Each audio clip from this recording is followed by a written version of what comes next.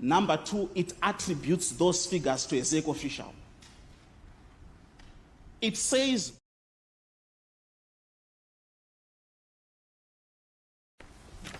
by the ZBC. It does two things. Number one, it mentions figures.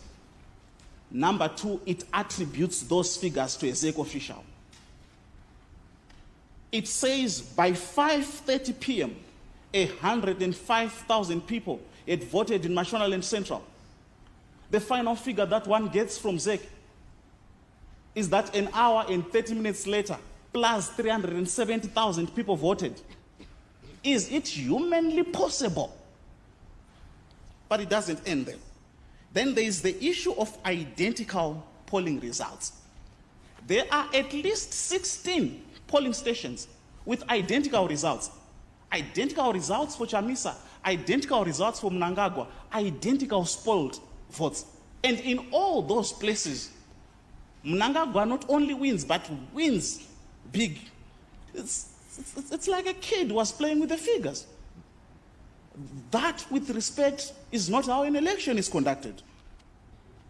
We'll now give the opportunity to Mr.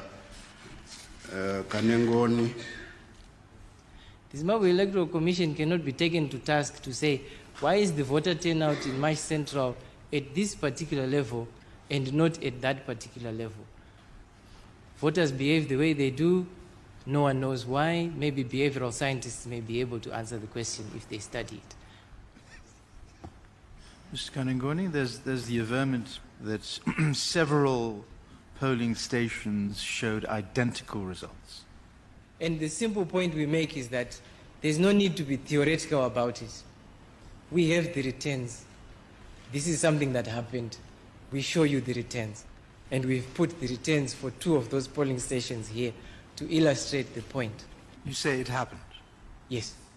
But in his presentation, Pofo says it's actually 16 polling stations where the identical results. You heard it. Yes, we did. Even in the affidavit, they put a bit more of the polling stations there. But we chose this to illustrate to the court. But for the rest, it did happen. It did actually occur. We'll now go back to the applicant. I'm interested in knowing why the ballot boxes, which are still sealed, why did the applicant not seek to have those boxes opened up? Because there's been a massive cover-up.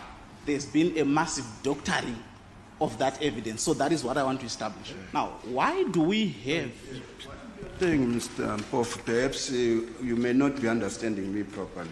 Why go for speculative conclusions of manipulation?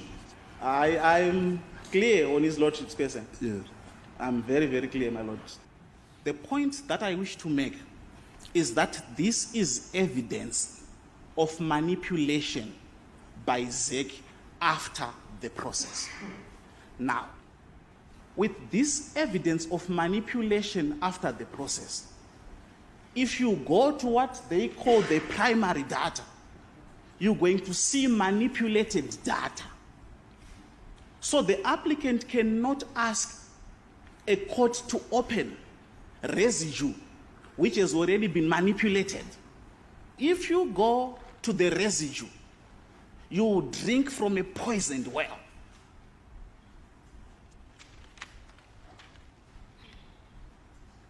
When you look at the figures,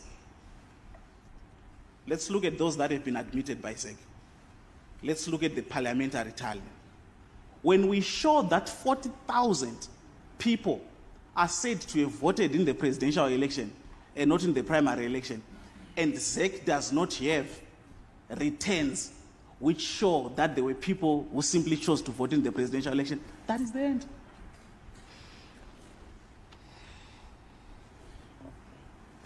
Fortunately, they took away my phone. I wanted to just do a quick calculation, but it is, let me just do a quick calculation.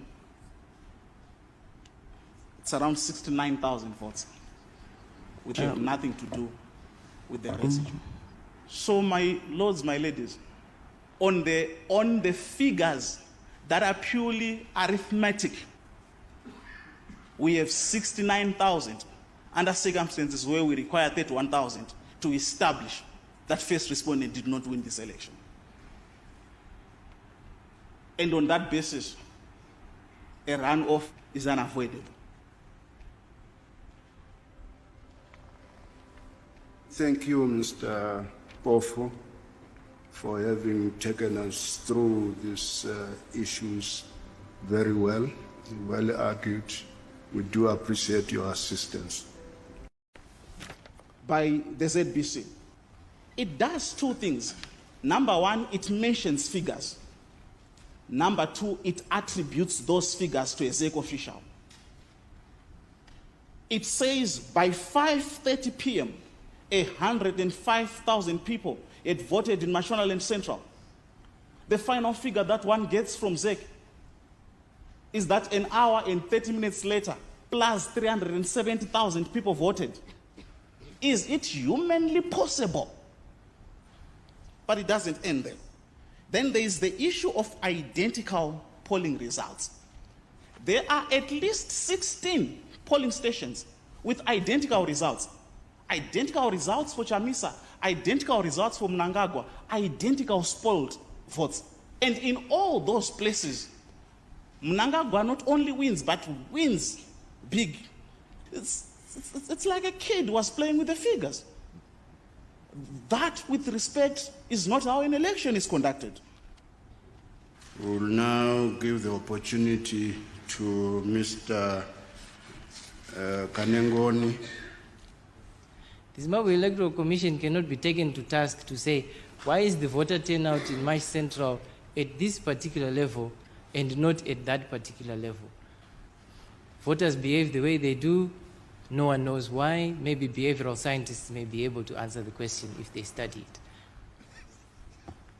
Mr. Kanengoni, there's the averment that several polling stations showed identical results.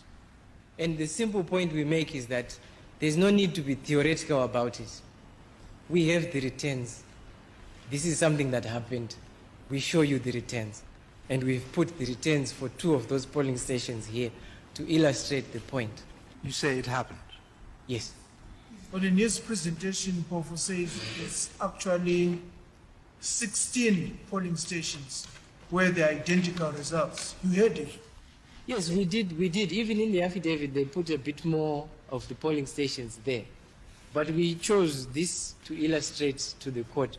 But for the rest, it did happen. It did actually occur. We'll now go back to the applicant. I'm interested in knowing why the ballot boxes, which are still sealed, why did the applicant not seek to have those boxes opened up? Because there's been a massive cover-up. There's been a massive doctoring of that evidence. So that is what I want to establish. Now, why do we have... Mr. Pof, perhaps you may not be understanding me properly. Why go for speculative conclusions of manipulation? I'm clear on His Lordship's question. Yes. I'm very, very clear, my Lord. The point that I wish to make is that this is evidence of manipulation by Zec after the process. Now, with this evidence of manipulation after the process, if you go to what they call the primary data, you're going to see manipulated data. So the applicant cannot ask a court to open residue which has already been manipulated. If you go to the residue, you will drink from a poisoned well.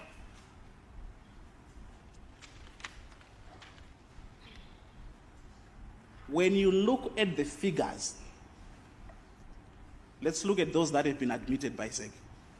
Let's look at the parliamentary tally. when we show that 40,000 people are said to have voted in the presidential election and not in the primary election, and Zec does not have returns which show that there were people who simply chose to vote in the presidential election, that is the end.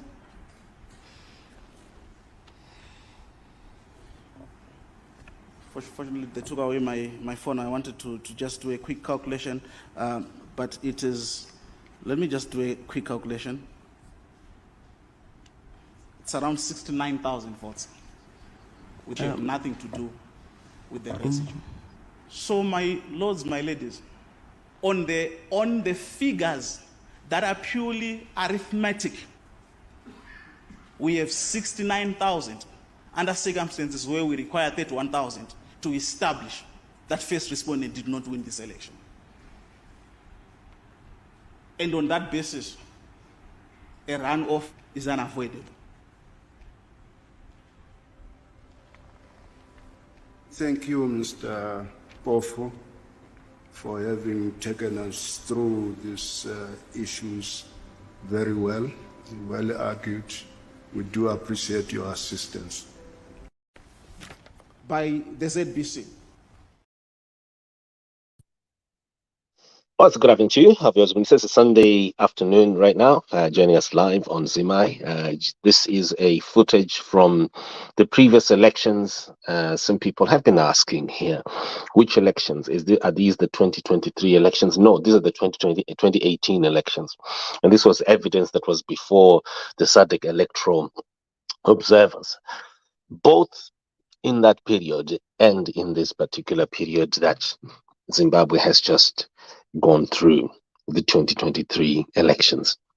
Why are we bringing this? What on earth? And why is this relevant? We were bringing it up here so that people can see for themselves what exactly it is, the situation that they are in regarding the realities or the electoral realities around their country.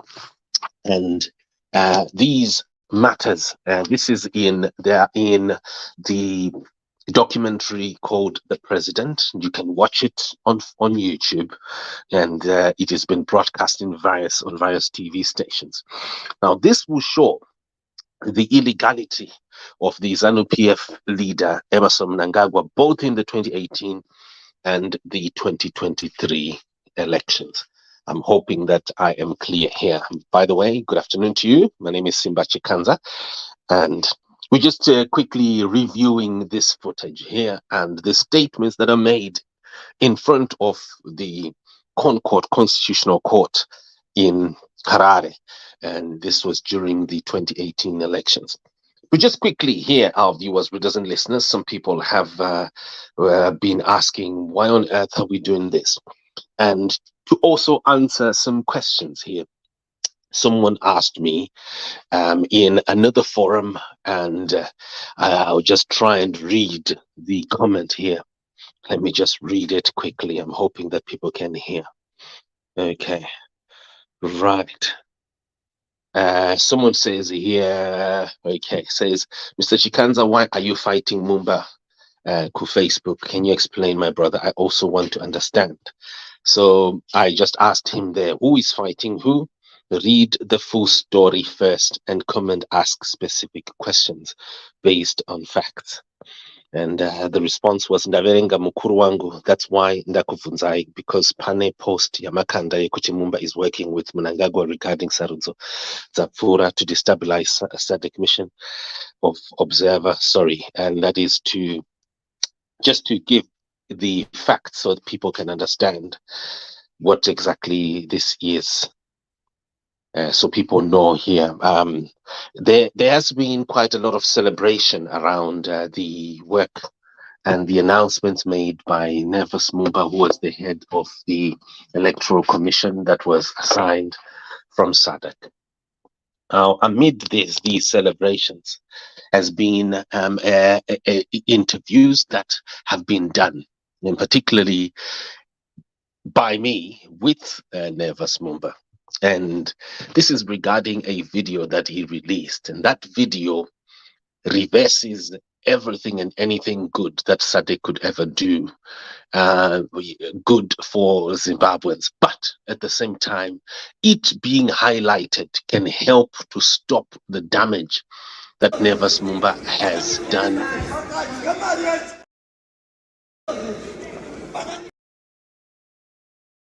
So the damage that Nas Mumba has done to the Sadc effort this year in 2023 between April and September. And what exactly is this damage? Nas Mumba has been campaigning for Mr. Emmerson Mnangagwa regarding what he claims there are sanctions against Zimbabwe. And so Emmerson Mnangagwa must be allowed to smuggle gold that is used to rig elections. So this video that Nas Mumba did is what I took Nas Mumba on. And that video is very clear who he is working for, who is working to support. And I took him on into interviews around it.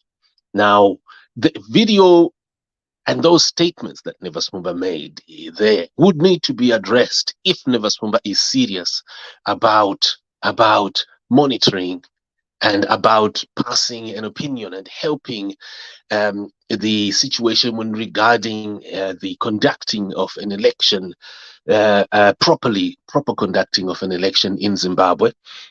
Otherwise, everything that the entire team, yes, Sadc, what they did, just falls down. Everything is diluted by that false claim that Mnangagwa has got sanctions, the government has got sanctions, and they should be allowed to smuggle gold that is used to rig elections. And that has been used to rig elections since 1992 in Kenya. So quickly, just a piece of footage here. We're just going to quickly replay it so people can see and understand. Would like to. This. He has not addressed his falsehoods and this damage. It is very, very damaging, extremely damaging. It's something that needs to be addressed. Would like to finally make a comment on the trending documentary that is made by Al Jazeera concerning what they are calling the God Mafia, in which Zimbabwe is mentioned. We take great exception to this piece and to this documentary or documentaries. First of all, 21 years ago, sanctions were imposed against Zimbabwe purely because the United States, the United Kingdom, and European Union believed that President Mugabe at that time had made a mistake to repossess land or to do certain things, and they imposed sanctions. They have a right to impose sanctions on anybody they want. But Zimbabwe cannot sit and say, now that we have sanctions against us, let us die. The reason why a president is elected, whether war comes, he must perform. Whether there is peace, he must perform. Whether there are sanctions, he must perform. Whether there are no sanctions, he must make sure the economy is performing. That is the responsibility of the president of Zimbabwe. And I think that the issue of dealing with our natural resources remains our responsibility as Africans. We can decide to do with our resources as we wish, as long as we are serving the interest of our people. We therefore disagree with the spirit behind these documentaries, and we do not think they're in good faith. We don't see anything in those documentaries that make whether President of Zimbabwe or Prophet Angel, Hubert Angel, that makes them be people that have broken the law of the land. We think that what we have watched is an attempt to mudslinging individuals and to destroy their names and their reputations. And it's unfortunate. We must also understand that Russia has also had sanctions against it. We would like to see Al Jazeera do another damning documentary about President Putin and Russia, because the dollar, the use of the dollar has been withdrawn from them. I mean, they have been withdrawn from certain money markets and the oil, and people have sanctioned it against the sale of oil to other countries to paralyze it. But President Putin has put in place his own measures, starting to use his own money, the ruble, against using other people's money. If it was an African country, it would be talk in Washington, it would be talk in Germany, it would be talk in London, it would be talk everywhere else that they are breaching the sanctions that have been put against them. We don't agree with that.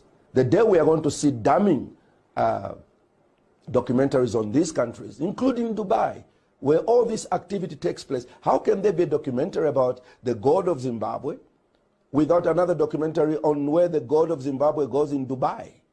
I do not understand that.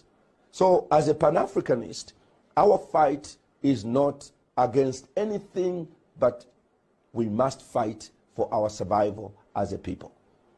And so we take great exception to all that which is being said. As to the church, I encourage you not to demonize Hubert Angel for playing the role that he's playing. As a matter of fact, the church around Africa must start to engage in becoming a solution to the complex problems that our countries are facing. Hubert Angel finds himself in a place where he could use his gifts and his commitment to God to hear God and find solutions to the problems that somebody else may not find. And here we are not supporting illegalities. If there's any illegalities, Zimbabwe has courts of law which don't exempt any politician, any civil servant. They can really go there and be dealt with. But we think that as a church, just because we do not support each other does not mean we use this opportunity to demonize Prophet Hubert Angel. So I think it is important for us to understand that he's becoming a solution. He's not the first one to do this, and he's not the first one to be misunderstood. He's not even the first one to be demonized. Joseph of the Bible comes from Israel, where they worshipped only one God, and then ended up in Egypt, where they worshipped multiple gods. He put on the robe of an ungodly king Pharaoh, the ring of ungodly Pharaoh, and married the daughter of the priest of On, a strange god. But the mission that he was doing there was to ensure that he saves a generation of people that could have died from hunger. God placed him there to become a solution.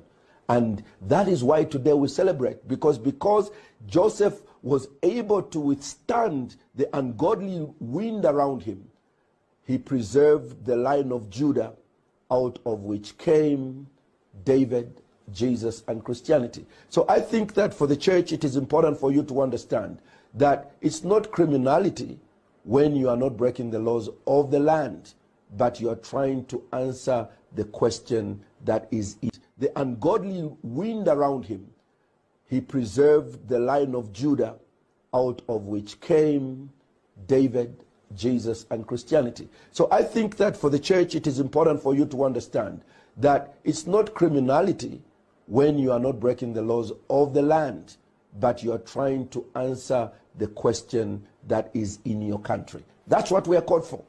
So for us, we do not look at this documentary as being in good faith. You must understand that the international community has got its own way it thinks about Africa. So to the Africans, let us be careful. We are an endangered species. And if Zimbabwe is attacked today for using its own God in the way they want to use it, I think that tomorrow it will be Zambia. Tomorrow, the other day it will be Malawi. The other day it will be Kenya. We must hold together. A country with sanctions must find a way to survive.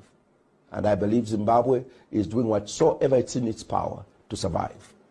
So today I just wanted to address myself to the fact that this documentary or these documentaries are not in good faith until and unless Al Jazeera can do the same for all the countries of the world that are operating outside the international system by virtue of sanctions applied to them.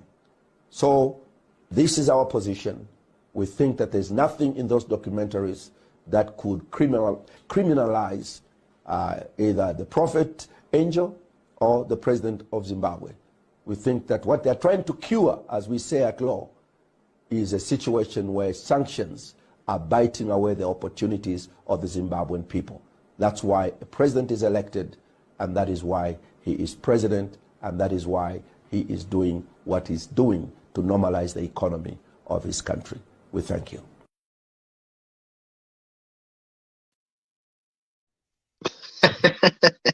Hubert, Hello, Simba. how you doing? Oh, pretty good, pretty good. Would it occur to you that this is the same Nas Mumba? Huh? The people are celebrating. Huh? The very same person. Huh? I mean, I just got the tail end of it. What was he saying? oh, you're not aware of this video, Wilbert? No, I just got the tail end of it. Oh man, I am shocked you don't know about this video. So you've never watched it? No, I just got the tail end of it. I may have seen it. I don't know. Right, okay. So this video is of Nas Mumba protecting the gold mafia, protecting Mnangagwa and his partner, Kamlesh Patni, who has destroyed various African economies. You're stealing money from the central bank that he uses to rig elections in various countries since 1992, Wilbert. Yeah, and I think I've seen it. Yeah. So what I'm saying is, Wilbert, right? Listen to me. Yeah. This is a man who is protecting the same mafia that is rigging elections this year. And on the 27th, as soon as I touched down from Lusaka, I called him and I asked him, do you realize that any good work, any good statement that you have made on behalf of Sadc is reversed by this statement that you made when you claimed that there are sanctions in Zimbabwe that should allow Mnangagwa to smuggle gold for the purpose of rigging elections? Mnangagwa and his partners to do that. You have damaged the future of Zimbabwe forever. And if you don't address this, if you don't reverse this, the people of Zimbabwe's future will never be recovered. And he refused to apologize. He refused to reverse. He even refused to correct himself. And here we are. Sorry? 27th of what? Of August. Okay, this was after he had given his preliminary report. Within 2 days, that preliminary report was on the 25th, right? Yeah. On the 27th. Because you remember that I caught a man in Lusaka, on the street in Lusaka, in a shopping mall, who I managed to trap using a cell phone, because I told him that I'm giving him a cell phone, that man. So that man is the other Zambian. There are two Zambians who recorded videos to protect Mnangagwa over the mafia investigation. Right. So it was that man that I exposed, who then went on television the following day, on KBN television, where he then said, look, how can I be helping in rigging elections when my brother in Zimbabwe right now is monitoring the elections? If I'm rigging elections, then my brother is also rigging elections over there. So practically, that was his way of obfuscating his own crime, Hedi Kalaba's own crime.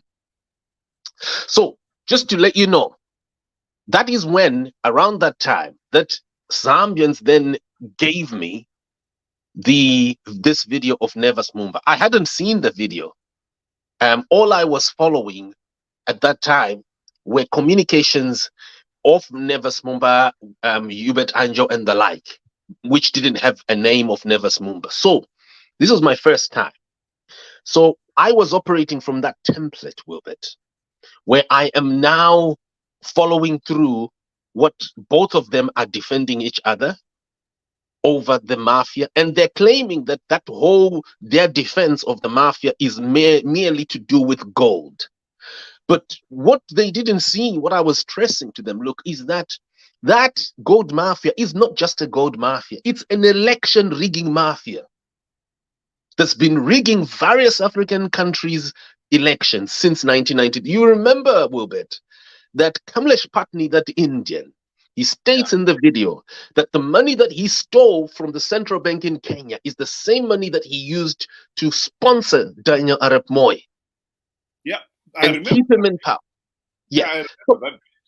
So practically here, the gold mafia is not just a gold mafia. It's not just stealing money. It's stealing elections. That documentary should perhaps be called Election Rigging Mafia. So I was stressing. Yeah. Sorry, wait. Sorry, I totally agree with that. I mean, there's no doubt about it that the billions of dollars that they're making, some of it is then used to finance the vote rigging machinery. So I think that bit is definitely cannot be denied. And when Mnangagwa was talking of Mbava for ED, I thought that was what definitely must have been referring to. Because those gold mafia are definitely bankrolling the vote rigging. I totally agree with that. But then you see, the documentary is actually very clear about that. You see, the only thing is, it wasn't called an election rigging mafia. You see what I mean? The producer decided to just call it gold. Well, and really, to be frank with you, that term was the actual sources, the mafia members themselves calling it gold mafia. You see, so basically, that is what it became. But really, it's an election rigging mafia. So how on earth does someone claim to have done something good for Zimbabwe when he is recording videos to support, and he's even protecting not just the mafia, but even the fella who records, and his other fella, Kerry Kalaba, who records a video to protect the mafia? How does someone like that then claim to have done something positive about and for Sadc and for the Zimbabwean people when he himself is part and parcel of this election rigging that is beyond Zimbabwe, that is various African countries? That is a mystery that I cannot explain, Simba. Honest with you, I find his behavior there contradictory. There's no doubt about it. But do you notice, Wilbert, how it is that Zimbabweans, even Zambians, even a lot of African people are ululating, they're elevating Nas Mumba as if he's an angel, as if he did something spectacular. As if there's something really, I mean, Wilbert, you've been monitoring. I agree. There's a contradiction. What I find personally, if I had not known about the gold mafia, I would have said yes, it's done something really great for Zimbabwe by revealing that those 23rd August elections were rigged, because they were rigged. It's not only him saying it. The AU said the same thing. The European Union says. All other observers have been, and you and me have been saying this all along, that ZANU-PF was rigging the elections. So on that point, he was right. But I agree with you. If he had been backing Mnangagwa and the vote rigging machinery and the gold mafia, that rigging various the elections of so many other African countries, Kenya, Uganda. And then now, yeah. Why did he make a complete U-turn on that one? I think that is maybe what I find so mysterious. Why for somebody who had been backing Mnangagwa all along, why did he suddenly decide he's going to expose the truth about the vote rigging in Zimbabwe? That's what I can't understand. Well, Wilbert, that is, but I call it the technique of obfuscation. Yeah, when someone is really operating and executing crimes, like deep in crime. He then does what we call obfuscation. It's a method, it's a technique, so that people will never discover what else he's doing behind closed doors. Now, we will remember, Wilbert, 1996. I don't know if you do, Wilbert. I used to follow Andrew Taunashe, Mnangagwa'S prophet, when I was a child. I was a church boy, Wilbert. I was a proper Pentecostal boy. You know, I back then, and in 1996, a meeting Taunashe had with Nas Mumba in Johannesburg. Mnangagwa announced, both Mnangagwa and Nas Mumba announced presidential ambitions.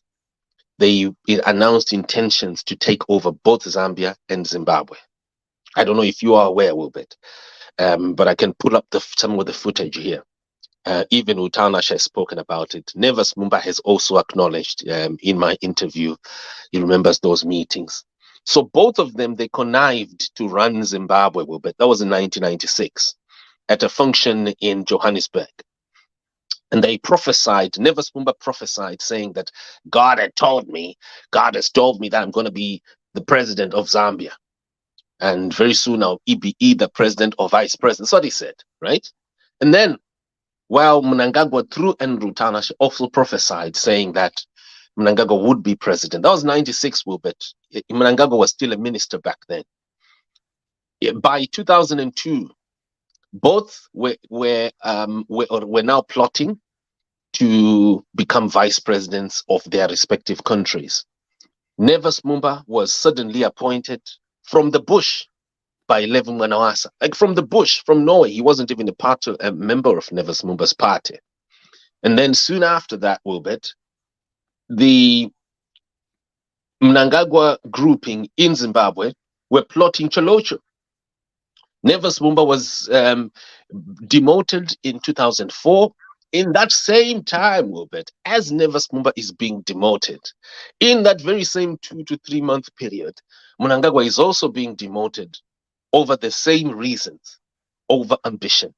So in both countries, Zimbabwe and Zambia, both are demoted at the same time in 2004. When Mnangagwa, the boss, Nas Mumba's boss, okay, was eventually killed. And now we are hearing by Mnangagwa, was eventually killed by Mnangagwa in 2008 during the arguments over the illegitimacy of ZANU-PF of Mugabe there, when Mnangagwa told Mugabe to assemble a cabinet, even though he had lost. So when Mnangagwa was killed, the first beneficiary of that death was Nas Mumba, quickly bounced back into government, became an ambassador to Canada, where he would be found guilty of stealing money and get recalled back to Zimbabwe, to Zambia, where he would start claiming that he is being removed. He's being removed from his ambassadorial because the presidency are jealous. They're jealous of him. Because he's going to take over very soon. He's going to take over and become president. So from 2014 to 2015, Nas Mumba bounces back into presidential politics. He's now running his own party. He's leading his own party, and continues like that. And then he befriends the current president of Zambia, Hakainde Hichilema. And then Emmerson Mnangagwa around that time is also working his way up to become president of Zimbabwe, and does a coup in 2017.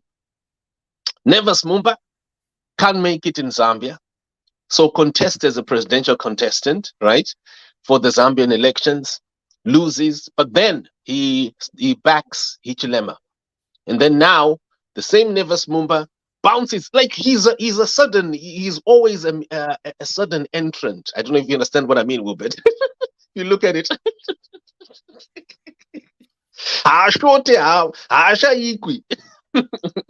Pese panemangi masimba. A presidential power. And then people are like, they're clapping hands for him, saying, "Oh, he's a savior." You see CCC members saying, "Oh, he's a savior. We need to protect him. Oh, ZANU-PF is after him." Oh, come on. And you know what, Wilbert? The same Nas Mumba will not he will not speak about the assault against me by Harry Kalaba. When I was almost killed, I was nearly strangulated by Harry Kalaba's bodyguard. He won't talk about that. But you continue claiming that Mnangagwa wants to kill him. And people believe. When did he fall out with Mnangagwa, Simba? I don't understand that bit. Sorry? When did he fall out with Mnangagwa, or why did he fall out with Mnangagwa? You know, I think that is between you and me, Wilbert. Between you and me. Yeah. I have been following documents, Wilbert. I read, I investigate. I'm sure you see the kind of work that I do. I investigate. I dig deep. There's no fallout at all. It's friendly fire. What you're seeing right now is just friendly fire. How does Mnangagwa benefit from Mumba describing the recent election as a sham? Okay, so this is what it is. It's gatekeeping, Wilbert. This is how he benefits. Because Mnangagwa then has got someone who criticizes him, who is like a Monzora. He appears to be against Mnangagwa, but he has already spoiled the entire work by campaigning for Mnangagwa using the sanctions falsehood. Yeah, but no, that bit I understand. But what I don't understand is the recent report by Sadc. Are you saying it was you didn't agree with it? You was just ended up just having to read what the rest of the team had come up with, or he deliberately knew that and he went along with it? Are you saying that was where, you know, I mean, it's like you and me, if we were to form a team and we write a report, it's just as much as what may come in that report is not what I expected, but because I'm part of the team, I've got to endorse it. You know, is that what we are saying here? That I think so, Wilbert. But you see, Wilbert, here it is. As long as that report, and I'm hoping that you get this right, Wilbert, as long as that report does not denounce his video supporting the election rigging mafia. Yeah, but did you hear me? Yeah, so what I'm saying, that report does not do damage to Mnangagwa. No, it does. What I'm saying, I mean, when you are saying here, if Sadc was to stand firm to that report right now, yeah, and say no, those elections were rigged, ZANU-PF will be denied legitimacy. And Wilbert, you see, Wilbert, it's very, very, while I agree with you, there has to be some unanimous position here. If Mnangagwa can also present evidence here that the same Nas Mumba has already made another statement that the opposition has been rigging elections using sanctions. Well, how is Mnangagwa going to be defeated? How is Mnangagwa going to be defeated? Yeah, if I was Sadc, I would say we are talking about the elections. The other issues of sanctions and the West involvement, those are side issues. In fact, in my case, I will argue that are we saying here that if we if we accept that the way there are sanctions imposed by the West, that justifies rigging the elections? Because that is what we are saying, that is totally different. Whereas what I'm saying here is, regardless of whether there are sanctions or not, there's no excuse for rigging elections. That is my position. It's just like you and me, we have a fight, and then you go home and you beat the wife and the children. What have they got to do with it? Just because you and me had a fight, why should you beat your wife or your children? That's no excuse. So the same thing with the sanctions. This issue that I know the ANC particularly has been drumming the same issue up as well, that the West are putting ZANU-PF under enormous pressure and they are going to stop regime change. As much as that sanctions issue is real, to me, it's regardless. You do not justify rigging elections because there are sanctions. That argument should be well understood.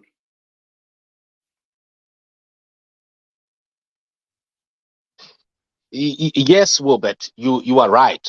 But we need to understand here, and that throughout these years, in the last 8 or so years, some of us have been taking Sadc head on this issue of sanctions. Sanctions is a very, very damaging word.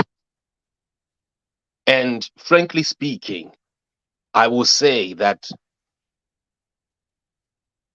Nas Mumba has got a responsibility to reverse that statement, because that statement, Wilbert, it strengthens the liberation parties and their minions, their league in Sadc.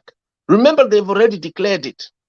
They are not going to allow the people that they call neoliberals to have their way at Sadc.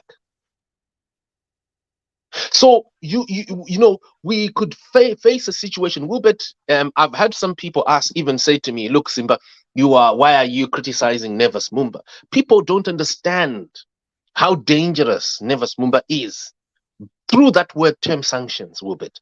That term sanctions, it has given all these liberation parties leverage against the Zimbabwean people. It's given them what they call to them a justification to rig elections, because they're actually saying elections are being rigged. They're saying, you people, you are rigging elections using sanctions. So to them, they'll be saying you are rigging, and then Mnangagwa is not rigging, Mnangagwa is fixing. Yeah, how would you address that, Wilbert? But that argument, that's what I was saying to you. That argument about sanctions is an argument that maybe the opposition have not been very articulate on. Because if you really are articulate on that issue, and they should have addressed it actually, is you've got to make the point that, are we saying here that if there are sanctions imposed by outsiders, that justifies suspending the fundamental right of every citizen to have a meaningful say in the governance of the country? Because that is what it means. If you are going to endorse that position, that is what you are also saying, that as long as there are sanctions, you can suspend all the other rights, including the right to a meaningful. Well, you see, absolutely. And you see, that's where now people like yourself will then pop up and you say, look, so don't run elections then. If you're telling us that the opposition have rigged elections using sanctions, then just don't do the elections. But the problem is, Mnangagwa continues. No. I won't go that far and say don't hold elections. What I'm saying to you is you cannot justify that. The right to free, fair, and credible election must still be maintained. This is why I think that is one of the reasons why our democracies have failed. Look at what is happening in other countries like the US. Even during the Second World War, they still went on to hold elections. They don't suspend elections and saying, oh, we are in the middle of a war, so we are not going to hold elections. You really have got to say, unless the war itself is being fought in your own country, where you're saying, how are we going to organize it in the middle of the fighting? That's different. If the war itself is being fought outside the land, you cannot justify suspending elections. So the same thing with sanctions. Sanctions, yes, they've been imposed. We can argue on the merits or demerits of the sanctions, but can you argue that, yes, you can now suspend the right of the individual to a meaningful vote because there are sanctions? That is just a feeble excuse. And I totally agree with, in this particular case, some of the parties like ZANU-PF have been allowed to get away with it because the opposition have not been articulate on that point. South Africa is trying to do the same thing here, saying, well, we are not going to allow regime change in Zimbabwe because the West have imposed sanctions on Zimbabwe. What has that got to do with it? Why should my aunt or my uncle in the rural areas be told they cannot have exercised their right to a meaningful say in the governance of the country because there are sanctions? What have they got to do with it? How did they impose those sanctions? How are they going to lift those sanctions? They have nothing to do with it. And that point must be made, and must be made very emphatically. This is just a feeble excuse to justify rigging elections.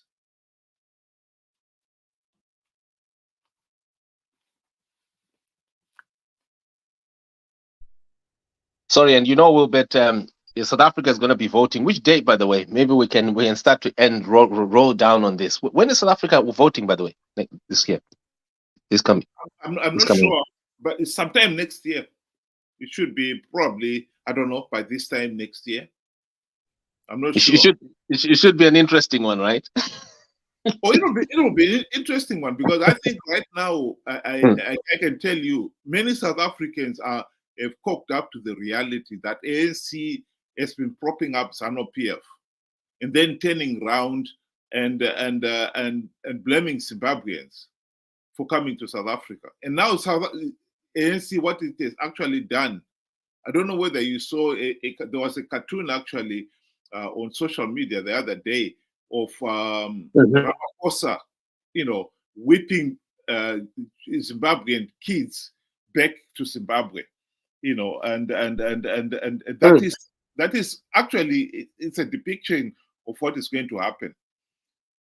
If ANC managed to get ZANU-PF to remain in power, I think there will be a lot of people who would want to go to South Africa to just escape the economic hardships in Zimbabwe. And South Africa, they will find South Africa is even more unfriendly now and run up to the elections than ever before. So on the one hand, Ramaphosa is helping Mnangagwa to stay in power. And then he is going to punish the ordinary Zimbabweans who are trying to escape from the ZANU-PF dictatorship, which is contradictory. But I am hoping with South Africans, many South Africans out there are going to wake up to that reality that the economic collapse in Zimbabwe is because of ZANU-PF. And ANC has been propping up ZANU-PF for no other reason other than to prop up its own position.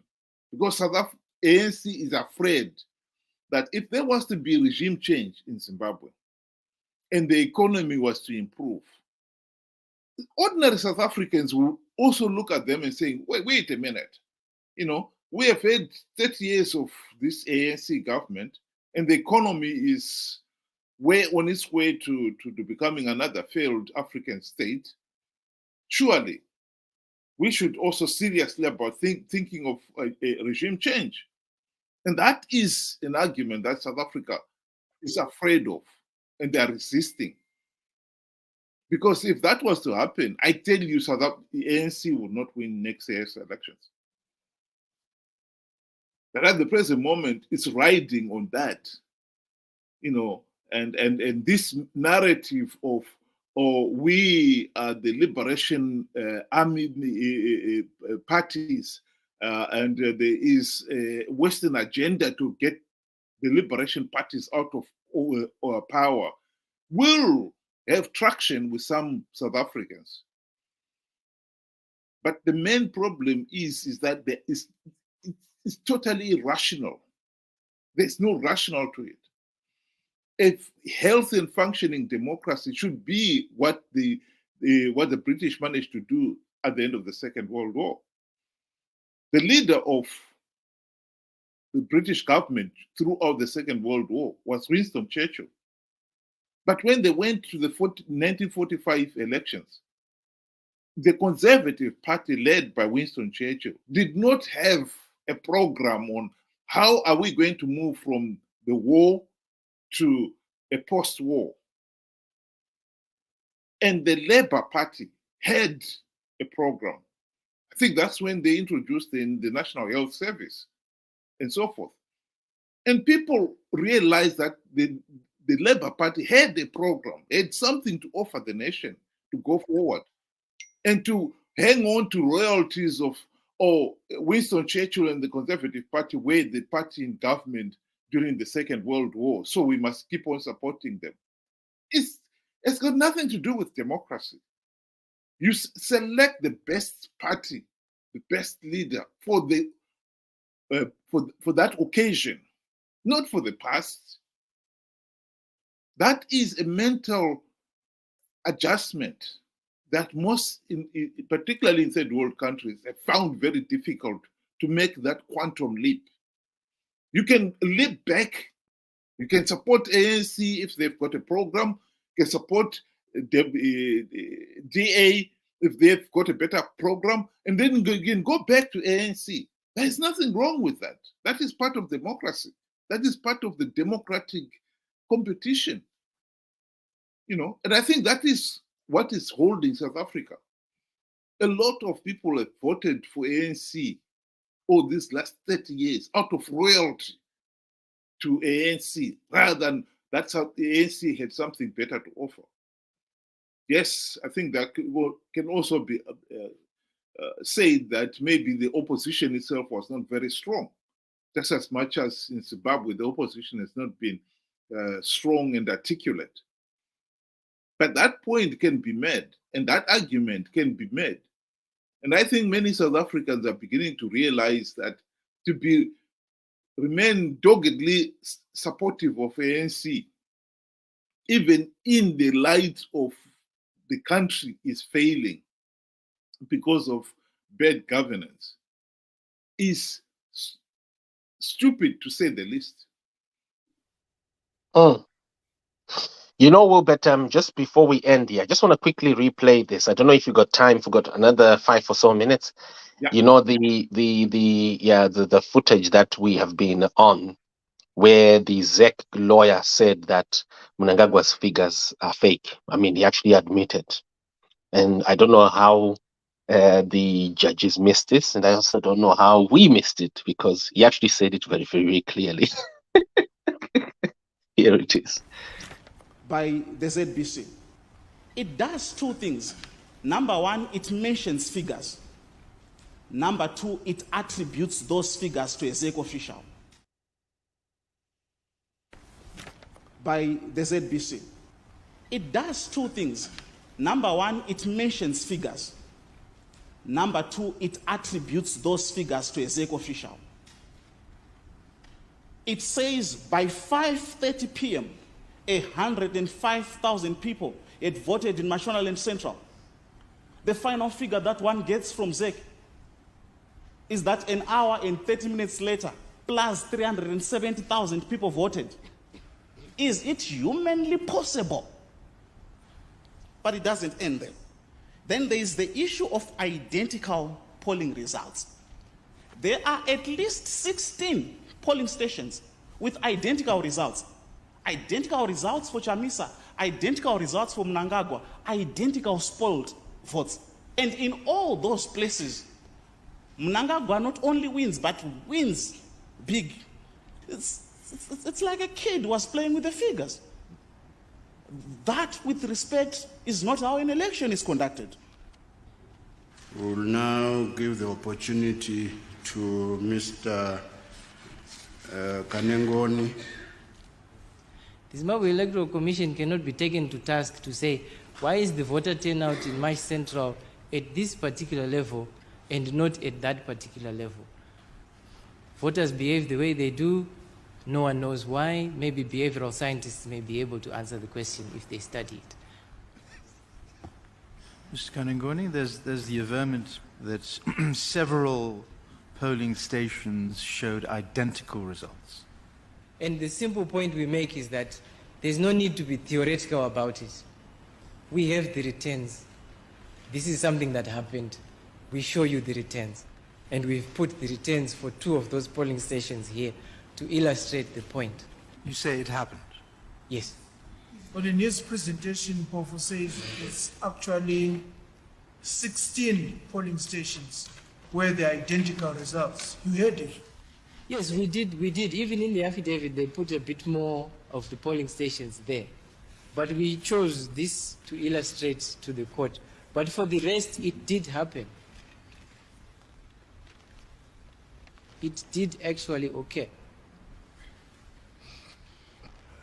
We'll now go back to the applicant. I'm interested in knowing why the ballot boxes, which are still sealed, why did the applicant not seek to have those boxes opened up? Because there's been a massive cover-up. There's been a massive doctoring of that evidence. So that is what I want to establish. Now, why do we have... Mr. Mpofu, perhaps you may not be understanding me properly. Why go for speculative conclusions of manipulation? I'm clear on His Lordship's person. Yes. I'm very, very clear, my Lord.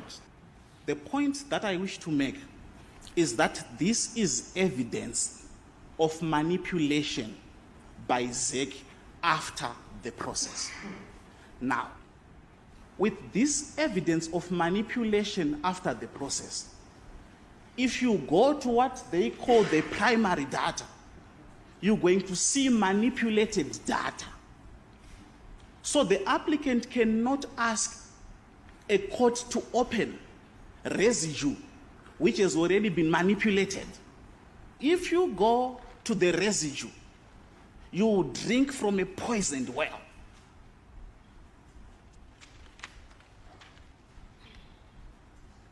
When you look at the figures, let's look at those that have been admitted by Zec. Let's look at the parliamentary tally. When we show that 40,000 people are said to have voted in the presidential election and not in the primary election, and Zec does not have returns which show that there were people who simply chose to vote in the presidential election, that is the end.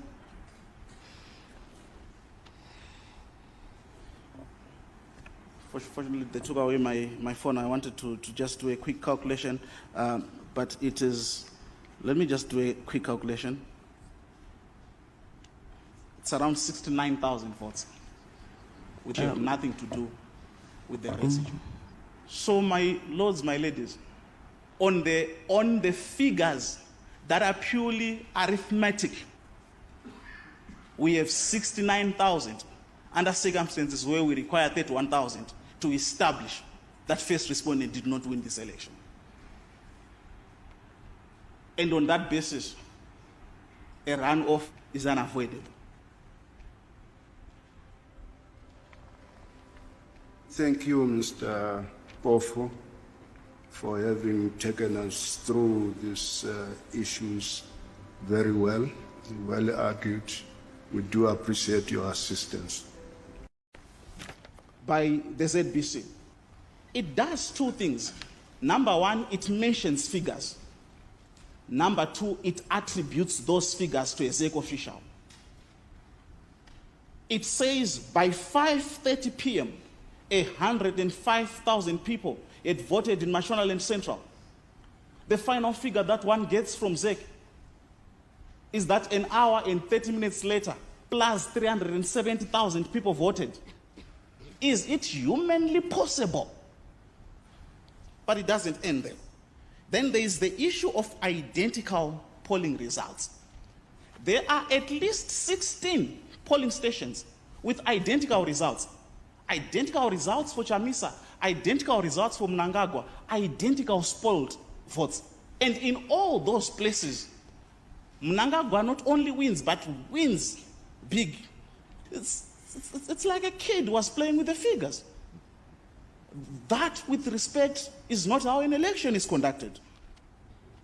We'll now give the opportunity to Mr. Kanengoni. The Zimbabwe Electoral Commission cannot be taken to task to say, why is the voter turnout in March Central at this particular level and not at that particular level? Voters behave the way they do. No one knows why. Maybe behavioral scientists may be able to answer the question if they study it. Mr. Kanengoni, there's the averment that several polling stations showed identical results. And the simple point we make is that there's no need to be theoretical about it. We have the returns. This is something that happened. We show you the returns. And we've put the returns for 2 of those polling stations here to illustrate the point. You say it happened? Yes. But in his presentation, Pofo says it's actually 16 polling stations where the identical results. You heard it. Yes, we did. Even in the affidavit, they put a bit more of the polling stations there. But we chose this to illustrate to the court. But for the rest, it did happen. It did actually occur. We'll now go back to the applicant. I'm interested in knowing why the ballot boxes, which are still sealed, why did the applicant not seek to have those boxes opened up? Because there's been a massive cover-up. There's been a massive doctoring of that evidence. So that is what I want to establish. Now, why do we have... Thing, Mr. Pof, perhaps you may not be understanding me properly. Why go for speculative conclusions of manipulation? I'm clear on His Lordship's question. Yes. I'm very, very clear, my Lord. The point that I wish to make is that this is evidence of manipulation by Zec after the process. Now, with this evidence of manipulation after the process, if you go to what they call the primary data, you're going to see manipulated data. So the applicant cannot ask a court to open residue which has already been manipulated. If you go to the residue, you drink from a poisoned well.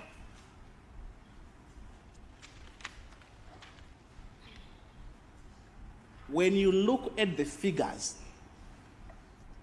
let's look at those that have been admitted by Zec. Let's look at the parliamentary tally. When we show that 40,000 people are said to have voted in the presidential election and not in the primary election, and Zec does not have returns which show that there were people who simply chose to vote in the presidential election, that is the end.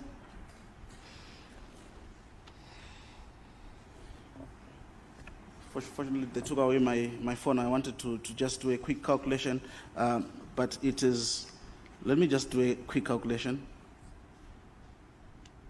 It's around 69,000 votes, which have nothing to do with the residue. So, my lords, my ladies, on the figures that are purely arithmetic, we have 69,000 under circumstances where we require 31,000 to establish that first respondent did not win this election. And on that basis, a runoff is unavoidable. Thank you, Mr.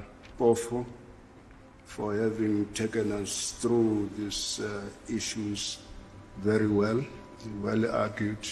We do appreciate your assistance. By the ZBC, it does two things. Well argued. Well, Thank you very much for your assistance. Well argued. Thank you very much for assistance. Yeah. My big comment on that one. The biggest failing in that one is that it was Mpofu himself who failed to ask the court to open the boxes. He is the one who refused to go to the primary source. Why? Because he says it's poisoned. Why do you open? You already have. No, you establish that it is poisoned by opening it. Don't guess. That is the point. He is the one who is guessing. That right. Is why? Okay. So you're saying you should have charged and said, look, we are seeing these figures. These figures are not making sense, right? We've got identical numbers here, identical, and then he says, look, right, we are subpoenaing the Zec to open the poisoned ballots. So open the boxes. That's what you're saying, right? Yes. That is exactly what the Chief Justice Malava was also trying to argue him. Right. Why so basically, what they're saying is, look, what you are saying, Wilbert, is that Mpofu should have taken the upper hand to be the one on the firing line and demanding for them to be opened, not the other way around. Do you see the trick there that Zec played? Yeah, and so basically they were saying, look, you are saying that the figures initially on that point we were told, but they requested that the ballot boxes be opened, and they were told they could not get them opened. That was the initial understanding. In fact, up to now, that's what I thought it was, because I had not listened to that bit of the video playing. But in that bit of the video, it clearly, Malava says it twice. Why did you ask the sealed ballot boxes to be opened? That's when he should have said, we asked and we're told they cannot be opened. Maybe right. As the court itself, they would have had the power to say, well, okay, we want them to be opened. You can't have 16 polling stations. In fact, Kanengoni admits that there were more than 16 with identical results, identical in every respect. And one other additional feature, in each of those cases, Mnangagwa was leading comfortably. So it was a clear case where that result is being entered again and again. And sometimes, I don't know, twice or three times. That's why you end up with exactly the same result, exactly in every respect.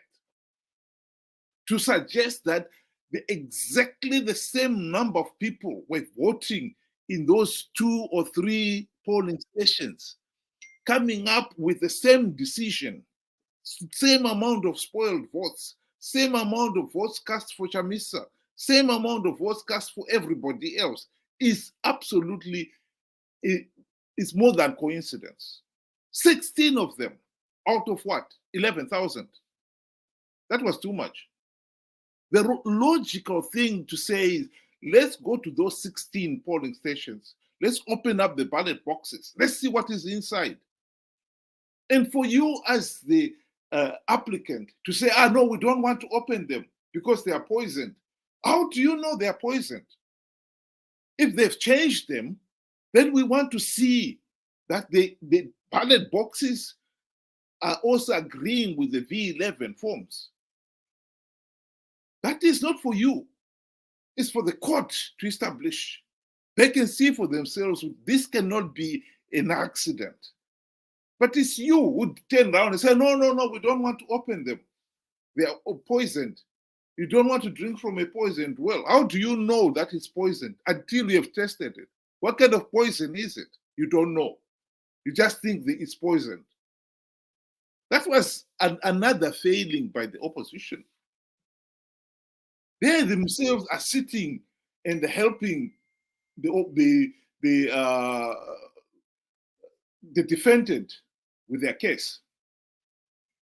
You are the one who is refusing to have them open. Why are you refusing?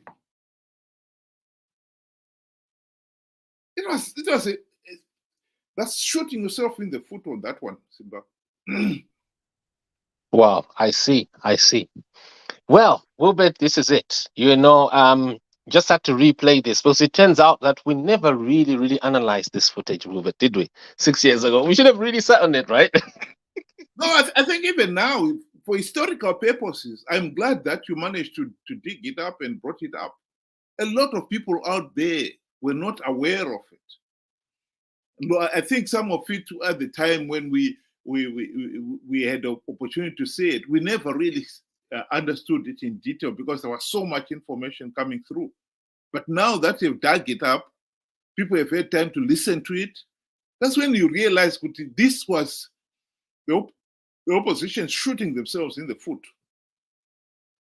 One of the problems with the opposition, which has also come out, is that they kept saying they've got the V11 forms. They've got all the V11 forms. Clearly, they did not have the V11 forms.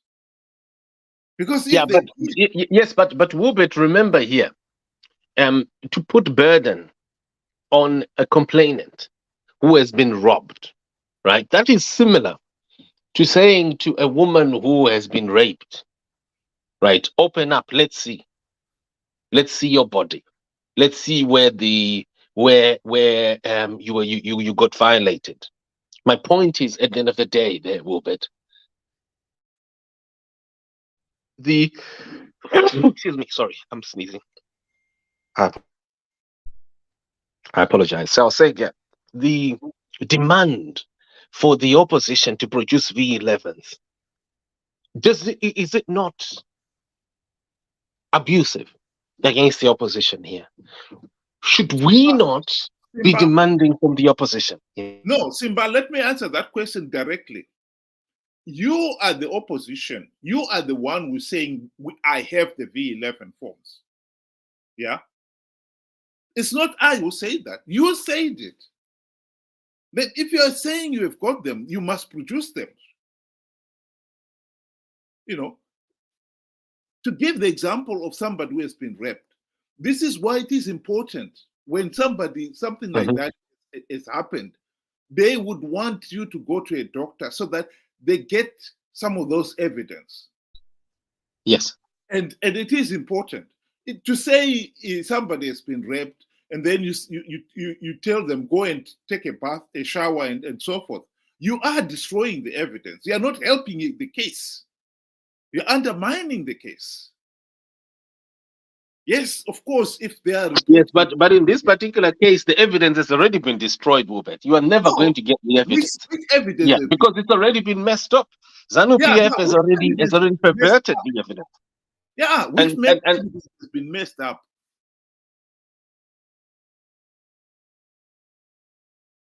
Which evidence has been messed up, Simba? I'm saying the V11s, the V11 evidence has been messed up already. So my point is, in this particular case, no, Simba, don't. You are the one who said I have got all the V11. So you cannot turn around and say, oh, they've been messed up. By who? You had them.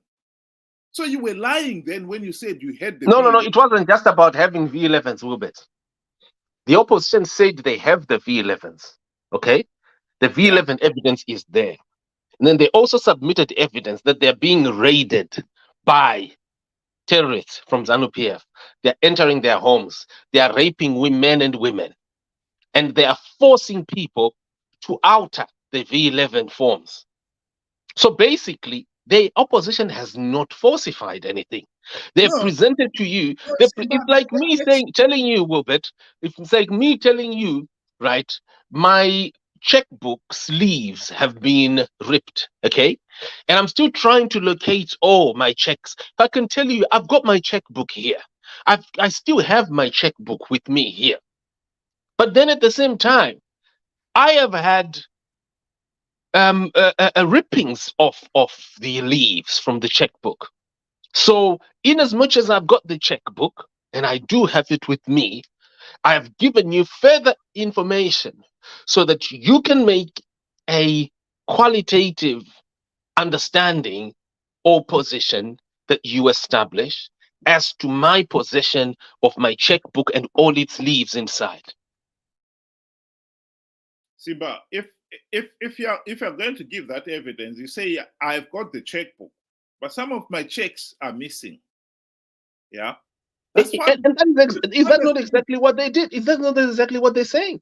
No, Because that's they what they did mean not. by that's That's exactly what what they say. you. When they say poison chalice, right? That's what they're saying. We've got the V11s, right? We've got them, but yeah, the Okay, evidence has already let been me poisoned. ask you So what's the your point? understanding of what Nelson Chamisa was saying. Did you understand that they had all the V11 or some of the V11? Okay, my understanding was that they had all the V11s, They right? had all of them. Now, let me finish. Let me finish. Because the statement doesn't end there. The statement also goes ahead to state that our people, the polling agents, they're being raided. Some have already had V11s altered. Other people, so many others have been tortured and forced to change the figures, right? And this is a crisis that we're in. So V11s are there, but then some have been robbed, some have been changed, some have been, and yeah, there've been violations here. The V11 Right. evidence, So yeah. let me ask you again. Your understanding. Remember, we are talking of the 2018, not 2023 elections here. We're talking Yes, yes. 2018. I guess it's still the same reality. No. But I think the two are different. Let's concentrate. That video is about the 2018 elections. And in this case here, what I'm asking you is, did Chamisa say, before they went to court, did he say he had all the V11 or not? I cannot answer as to what he said at a particular time. Well, Because my understanding of that statement was that they had all the V11 forms. And when they said they had won 2.6 million, it's because they were getting that figure from their own addition of the V11 forms they had. yes, so this is what I get here. If they are saying they had the V11s, yeah, that included the 16 with identical, yeah, then I would want to know, where did they get the V11 identical one? Where did they get it from? The only rational explanation is that they actually picked the 16 identical V11 forms from what Zec'S affidavits said. And that was when they picked up those 16. No, sorry. The 16, those were results, no, not V11. They said that we have got 16 identical results from, 16 poly. Yeah, it's not so much that they are V11. So let's just get the wording right there. Yeah, no, that bit I understand that they got, because I don't know, but my understanding that is that Zec'S itself did not have all the V11 forms either. So I agree with you. They would have got it from their listing, because Zec'S affidavits would have listed each polling station by the total they had. And when they compared some of the polling stations, they found 16 of them, or more than 16 according to Kanengoni, more than 16 actually had identical entries in all respects. The number of spoiled votes, the number of Mnangagwa votes, the number of Chamisa votes, and so forth, which would suggest to me that those were double entries. Yeah. Chamisa did not have those V11 from their own addition, where they came up with the 2.6. They did not have them. And in fact, it turned out, as Chamisa himself admitted earlier this year, that they did not have 544 V11s. So where did they get their number from of the 2.6? Clearly, right.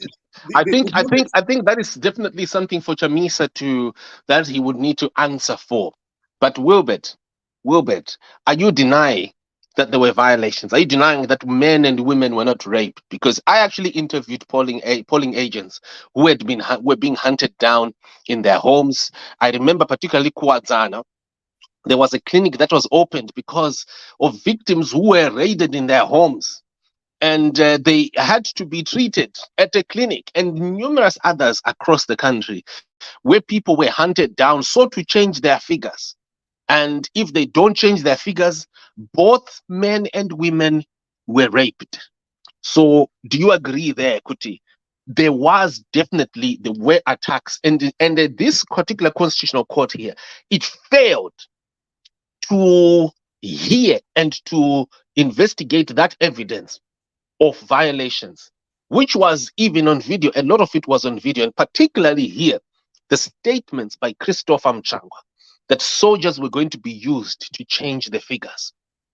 The statements by Josiah Hungwe, which were even clearer, and Terence Mukupe and Constantino Chiwenga, which invalidated the position of ZANU-PF that all these men are representatives of and leaders inside.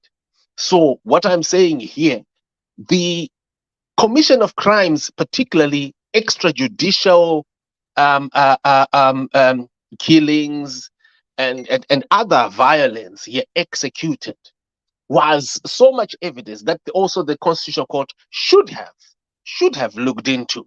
That look, these figures have been tampered with by someone who has got state power, who has used soldiers, I mean, clearly, blatantly, just like that, and even announced it on ZBC, that soldiers are being used for this purpose to change figures so that to make them look better than the ones that we did in 1980. So, Wilbert. Simba, Yeah. let's get this for the record. I have said on this program, on many other platforms, that the elections in Zimbabwe have never been free, fair, and credible. And I'll repeat it. ZANU-PF has been rigging elections. Those elections in 2018, they could not possibly be free, fair, and credible. You don't even have something as basic as a verified voters roll. The violence was rampant. But those are issues that I have raised before, and I will raise them again. But if we are talking specifically to the video that that you played, that process was flawed in the sense that CCC themselves making that decision that they will not ask for the ballot boxes with the repeat figures and opened is because they will be drinking from a poisoned well. To me, it's the most outrageous thing that they could have done there. That's shooting yourself in the foot. That is what I was addressing there. The whole point of participating in a flawed election process with Zec, remember Zec is part of the judiciary. The Zec commissioners, some of them like Chigumba, she was one of the judges before she became a commissioner of the Zimbabwe Election Commission. So they are part of the judiciary. Once you have accepted one branch, i.e. Zec, to think that you will have justice in another branch of Zec is ridiculous. The whole thing, you accept Zec is compromised, is captured. You expect it's not only Zec, the rest of the judiciary is also captured. So some of the judgments that they were going to give were bound to be compromised. But if you're going to expose that, you should pick examples that shows that the judiciary is captured. If you yourself, as the applicant, are the one who says, "Oh, we don't want to open the ballot boxes because they are poisoned," how do you know? That one, you say to yourself, what is wrong with you? You are the applicant. If he was standing for me, I'll tell him that as my lawyer, you were no longer representing me. You are representing the the defendant. How could you refuse that we open the ballot boxes and see for ourselves? You know, I mean, this is where you say to yourself, sometimes the opposition are very good at shooting themselves in the foot. They shot themselves in the foot on that point, Simba. That one is a historic point. I can tell you now, history will never see it any other way. It is true. You should have asked the ballot boxes to be opened. That was the rational thing to do. And Tafazo Magwende says, Wilbert, so in other words, are you telling the world that Mnangagwa won the election?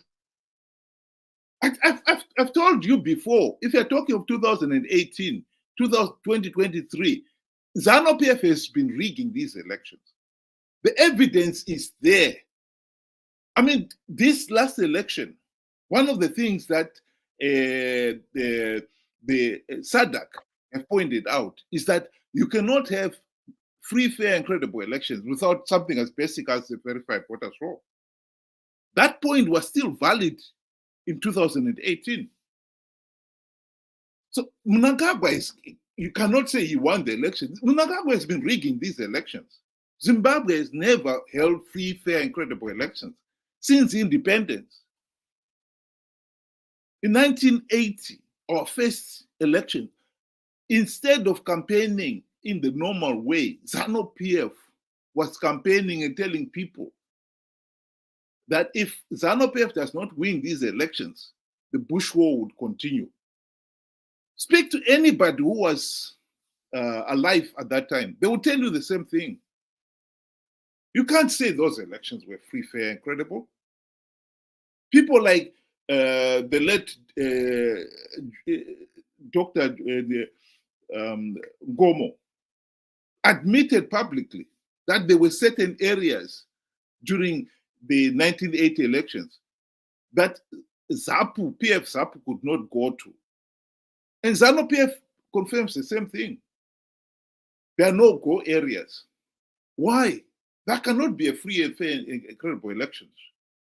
If certain your opponents are denied access to certain areas. Wow. So Wilbert, let's get to conclude here. You're saying Mnangagwa did not win, right? He did not win. So let's correct Tafazo Magwende there. Yeah. Wilbert, you know what? Thank you so much. Let us maybe close for now. This is a discussion that we really need to have on a big panel and maybe get some CCC people talking.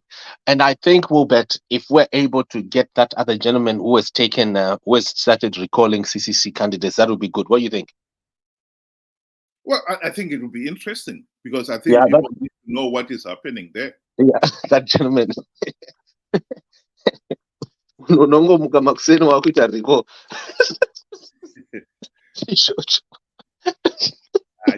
I think it is.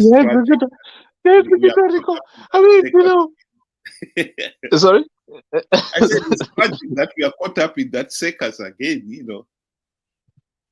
Yeah. Do you know what? I'm tempted. This is what makes me feel that maybe perhaps maybe opposition Fanongo, since they got this Sadc and AU report, right? They should have just pulled out. Like they shouldn't have entered parliament and just let the entire thing crash, you know. But anyway, let's discuss later, Wilbert. Okay, man. Yeah. Thank you very much, Simba. Cheers, man. Yes. Thank you so much. Bye.